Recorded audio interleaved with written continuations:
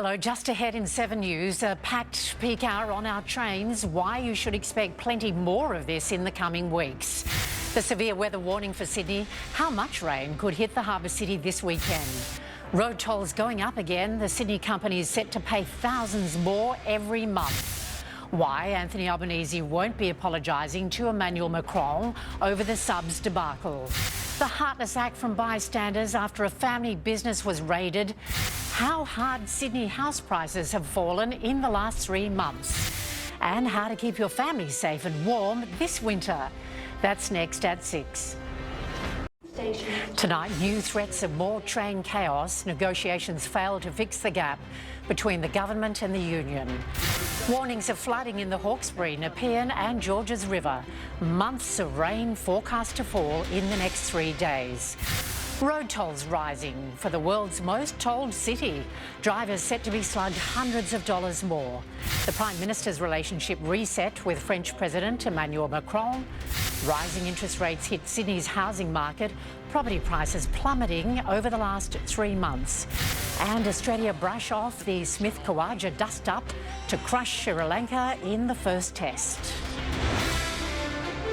Live from Sydney, 7 News with Ann Sanders.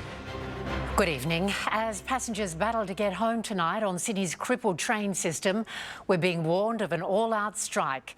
Talks between the government and union have failed to make any headway, with both sides warning the other of tougher action ahead. Up close and personal on Sydney trains. It's like sardines. Oh my God. Just over, I just want to get to work.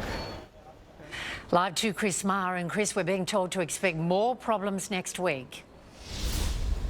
And there's been an emergency timetable in place all day, and tonight there are reports of 15 trains running up to 25 minutes late. There are replacement buses in some places for services travelling to Bankstown, Macarthur and Olympic Park. Sydney Trains says it has no reports of excessive crowding on services tonight, but today's work bans and disruption will be repeated next week on Wednesday and on Friday, unless, of course, there is a breakthrough in talks. And Chris Maher at Wynyard. Thanks very much, Chris.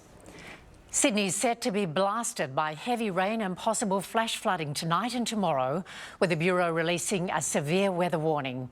And they've used language we don't often hear from the Weather Bureau. This rain system is dangerous.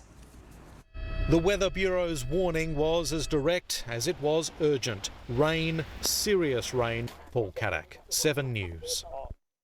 Well, Sally Bowrey's here now with more on those weather warnings. Sal, the rains have arrived. Yes, and we've seen some short and sharp downpours today, but nothing like what is to come. This is a look at Sydney's wet weather right now. 20 millimetres has fallen in the CBD since last night, but a trough is brewing off the coast of Sydney. That is going to be near stationary this weekend, driving very heavy rainfall right across this yellow warning area, and that includes Sydney, Wollongong, Bowrey and Kiama. A huge northwest cloud band extends right from the Territory right down to New South Wales. That's triggered those showers today, but this weekend we've got an east coast low possibly forming within that trough. That'll be a really serious situation. It'll tap into a huge tropical moisture source sitting to the north, ripping at around 3,000 k's right down the east coast. Some forecast models are predicting more than half a metre of rain in some places. It all depends, though, on where this actual east coast low forms. Weather models at the moment are putting it just off the coast of Sydney, and that is really going to affect anywhere from the south coast up to the Hunter, especially Sydney and the Illawarra. Gale force winds, unfortunately, will be a feature with that low, and dangerous surf smashing into the coast. That's going to trigger beach erosion. A very dynamic situation, but I'll have a comprehensive report with Sydney's full forecast a little later, Anne. Look forward to seeing you then. Thank you very much, Sal. In yet another cost of living blow, road tolls have gone up again, with some drivers to be slugged an extra $100 a year. And while a new motorway rebate kicks in today, toll dodging is getting so bad the government's been forced to widen a road because of rat runners. Long before dawn, Brendan Harrison starts his shift driving around the world's most tolled city. Amelia Brace, 7 News. Anthony Albanese will tonight meet French President Emmanuel Macron for the first time since Scott Morrison sunk the $90 billion submarine deal. The Prime Minister claims he will usher in a new dawn with France as he attempts to strengthen ties with Europe. One-time fierce political enemies, now side by side in the new Team Australia, back in business. Mark Riley joins me now live from Paris. Hi there, Mark. How's the PM likely to approach the upcoming meeting with Macron? Good evening, and well, he certainly won't go in there kowtowing. Anthony Albanese says he wants to build a new relationship with Emmanuel Macron, not rake over the coals of the old one, and there is no way he's going to change this decision. The simple fact is the diesel subs contract was not in Australia's best national interest. It's a tough thing for France, but political decisions often are, and so are business ones, and when you think about it, this was a brutal collision of both those worlds in many ways. Now, each of these leaders wants to do what's best for their own country, and Anthony Albanese says he's absolutely determined to do that for Australia in this meeting with Emmanuel Macron, now just a couple of hours away. And Mark Riley live in Paris. Thanks a lot, Mark. Guy Sebastian has spoken out about his former manager's conviction for ripping him off of more than $600,000, saying he's glad to put that chapter behind him. But it's not over. Embezzler Titus Day has been granted ongoing bail, but warned he could be going to jail. Prosecutors wanted him behind bars, but the judge wasn't singing from the same song sheet. You're relieved to not be in jail tonight? Ukraine deals a blow to Russia's hopes of winning the war. Ahead, why a tiny island in the Black Sea is so important to both sides. Another controversial decision from the US Supreme Court. The astronomical amount the royal family cost taxpayers over the past 12 months. And later, keeping warm this winter, which household heaters are failing basic safety tests. Here are the winners of last night's 7 News Coles giveaway. We're fighting for families and helping ease the cost of living. For another chance to win, keep watching for tonight's code word, coming up later in the bulletin. After overturning America's abortion rights, the US Supreme Court has now dealt a severe blow to the environment. The court has limited the government's authority to regulate carbon emissions, undermining Joe Biden's plans to tackle climate change. A final presidential pitch to European leaders. All of the alliance is going to stick with Ukraine. Ukraine has landed a significant blow in its war with Russia, claiming back a strategically important outpost in the Black Sea. Snake Island was captured by Russian forces on the first day of fighting after an infamously tense exchange between a warship and local guards based on the island. Russian troops evacuated after protracted missile strikes. The truck driver charged over the deaths of 53 migrants found in the back of his truck is facing the death penalty or life in prison. Olmero Zamorano Jr. appeared in court facing charges over what officials called the deadliest human smuggling incident in US history. 3 others are also facing similar charges. Chinese President Xi Jinping has left the mainland for the first time since the pandemic began 2 years ago. He's in Hong Kong for the 25th anniversary of the handover of the city from Britain to China. It's been a tightly choreographed appearance, a far cry from the public demonstrations that played out in the streets over the past few years. A family business looted by brazen ram-raiding thieves. Still to come, the heartless act from bystanders described as a punch in the gut. The big changes you need to know about this new financial year. And a new start for Vietnam War's Napalm Girl 50 years on. And soon in sport, Latrell's back. Would his own coach pick him for Origin 3?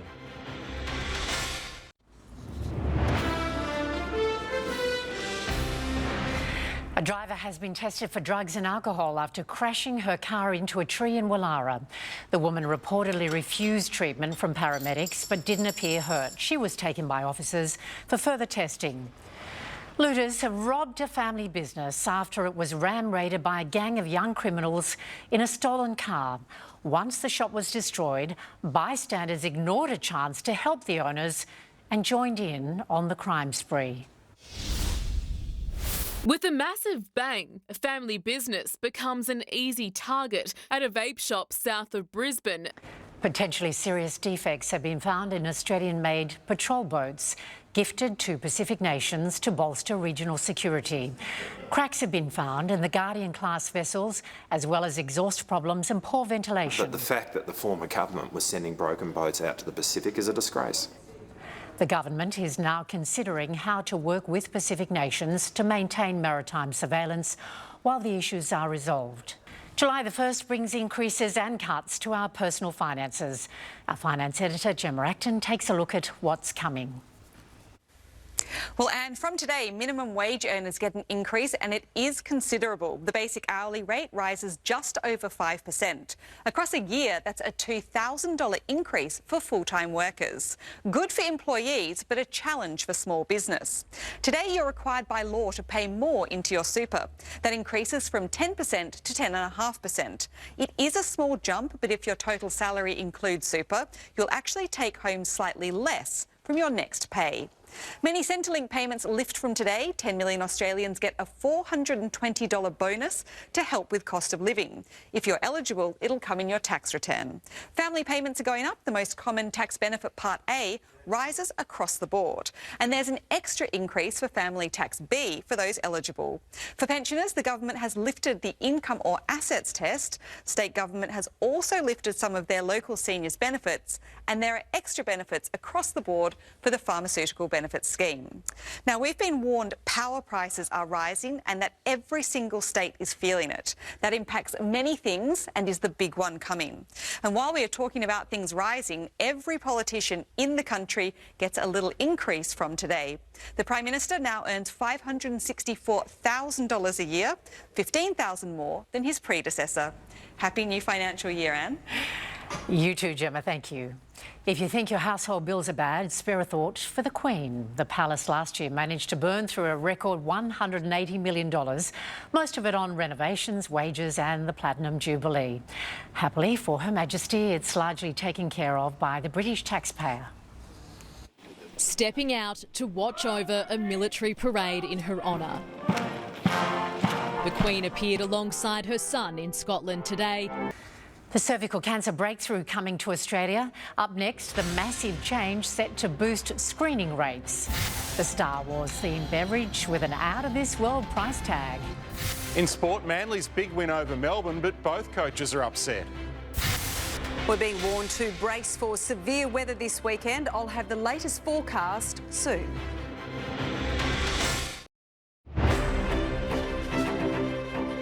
Time for a check on the markets now with finance editor Gemma Acton.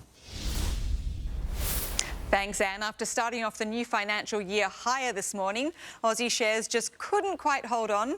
The ASX 200 closing down 28 points at 6,540. Energy and materials companies were the biggest drags today. The Aussie dollar has inched down to a 2-year low. It's now buying just above 68 US cents, while commodities have also taken a leg lower. And overnight, Wall Street finished up its worst first half since 1970. The S&P 500 index of 500 of the biggest US companies has lost a fifth of its value so far this year. Not great, of course, but not as bad as the index that tracks US technology companies. That's the Nasdaq, and it's lost nearly a third. Anne. All right, Gemma, thank you. As we saw earlier, Guy Sebastian has set out on a 500-kilometre walk to raise money and awareness for youth mental health. The singer and his best mate are walking from Wagga Wagga to Sydney. They're hoping to raise $1 million to extend a program in schools and help teenagers deal with issues like depression and anxiety. At the moment, we're funding 18,000 kids through the program, but we want to get it through a lot more schools. The walk's expected to take 12 days. A do-it-yourself cervical cancer test is replacing the need for the dreaded Pap smear. It's hoped the introduction of self-screening will make more women get tested and reduce cancer rates. The days of awkward, uncomfortable Pap tests are over. Gone are the old-fashioned, what we all know as Pap smears. A Star Wars-themed cocktail is causing a stir for its out-of-this-world price. The Kyber Crystal drink is available on the new Disney Wish cruise ship and costs a jaw-dropping $5,000. Despite the hefty price tag, they're keeping the ingredients a mystery. But for many, the exorbitant cost is likely to keep the drink in a galaxy far, far away. With winter taking hold, keeping warm is high on the priority list. For most people, the simple answer is to break out the heater, but not every device is up to scratch in terms of safety. Tonight, how to avoid bringing a fire hazard into your home. Don't miss that story soon on 7 News. But first, Matt is here with sport, and it's great to see Latrell back, Matt. He absolutely had the game face on today, Anne. Good evening, everyone. Never mind the Blues, the Bunnies need him more. Hear from a very relieved Souths coach next. Also, Australia spin out Sri Lanka inside 3 days, but is there trouble in the batting ranks? And a mild-mannered Nick Kyrgios in sublime form at Wimbledon till he reached the press conference. This Sport Report brought to you by Sportsbet Same Game Multi. Australia have crushed Sri Lanka inside 3 days in the first test that will be remembered for a dust-up between Steve Smith and Usman Khawaja. Lyon, Swepson and Head spun out the hosts in less than a session today, a 10-wicket win set up and smoothed over by Khawaja's class. On a minefield pitch, shot selection proved Khawaja's key. You might have heard about Latrell Mitchell and a hamstring a few times lately. League's larger-than-life star makes his comeback tomorrow night. One hurdle to go before an Origin return, his club coach says must happen. A few final tests and the $70,000 hammy is cleared for action again. Well, I will say Nick Kyrgios played magnificent tennis last night, and not sure about the rest, though. It's a win and a loss, isn't Absolutely, it, Maddie? Thank you. More than a third of the heaters put through their paces by consumer group Choice have failed to pass the test. Choice says it's something they've never seen before, and we all need to be cautious. After the coldest start to winter in years sparked demand for portable heaters, Choice has put 15 recent models to the test. We're being warned to brace for flooding rains this weekend. Sally's back now. Sal, it's not looking good. No, and a very volatile weather situation is set to unfold off our coast this weekend with severe weather warnings starting tonight. Your 7-day outlook is next. This weather report brought to you by Bupa. Why wait? Join Bupa today. Tonight's 7 News headlines. More train strikes on the way. Negotiations between unions and the government go nowhere. Dangerous weather conditions on the way and flood warnings for parts of Sydney this weekend. Tolls increasing across our motorways. Drivers slugged hundreds of dollars more a year. And Anthony Albanese proposes a new start with French President Emmanuel Macron. Sally's here now with the latest on our severe weather. Sal? Thanks very much for that, Anne. We have a really volatile weather situation unfolding this weekend. We've got the formation of an east coast low off our coast, and these systems can be incredibly dangerous and have the potential to deliver flooding rains. Today, though, just a few showers across the city. That's just the start of things to come. We reached a top of 12 degrees under all that cloud. It's currently 11 at the moment. Temperatures generally were on the low side. That was just due to the bit of rain we saw and, of course, the cloud cover. 12 degrees at Parramatta and also Holsworthy today. Now, at the moment, on the satellite picture, you can see that distinct northwest cloud band stretching across the country at the moment. That's driven all those showers we've seen, particularly along parts of the east coast today. We do have this surface trough just starting to deepen off Sydney tomorrow. That is actually going to be near stationary across the weekend, which isn't great news because when they don't move, that's when we really see that relentless rain driving into the same area day after day. And on top of that, if a low embeds within this system, the amount of rain will be significant. Hundreds of millimetres are forecast, especially through Sydney, the Illawarra, and also creeping into parts of the central tablelands as well. Let's quickly fly around the rest of the country for tomorrow. Brisbane will be affected by this weather system, so they're expecting rain tomorrow, 16 degrees there. The rest of the country looking mostly fine, though. 13 degrees through Melbourne, 14 in Adelaide. Sunny on the west coast in Perth with a top of 19 degrees. Having a closer look at our state for tomorrow, though, the western half half of the state, as you can see, won't really be affected, just a bit of cloud cover. It's really going to be right along the coast into the south coast around Bateman's Bay, around 35 millimetres forecast there. Much heavier through the Illawarra, 120 millimetres at Bowrey, 150 at Nowra. Even right up into Byron Bay, we're going to see falls of around 45 millimetres with tops of 17 degrees. Across the Sydney Basin tomorrow, heavy falls are forecast through Cronulla, Liverpool, Penrith and Mascot, around 90 millimetres in there. But really right across the Sydney Basin tomorrow, it will be very wet with hazardous surf also expected along the coast. Speaking of which, let's have a look at the coastal forecast tomorrow. East-southeasterly winds around 30 knots with swell increasing throughout the day. For the city tomorrow, around 60 millimetres in the gauges with a very cool top of 17 degrees. Sunday is going to be the big concern though. That's where you'll see that rain rapidly intensify. 150 millimetres right across the board. Even into Monday, still really heavy falls. It's really not going to start to abate until we head towards pretty much Wednesday, Thursday. So a very intense few days ahead, Anne. All right, Sal, thank you very much for the warnings. That's 7 News for this Friday. We'll have updates for you throughout the evening. I'm Anne Sanders. From all the team, thanks for joining us. Have a great night.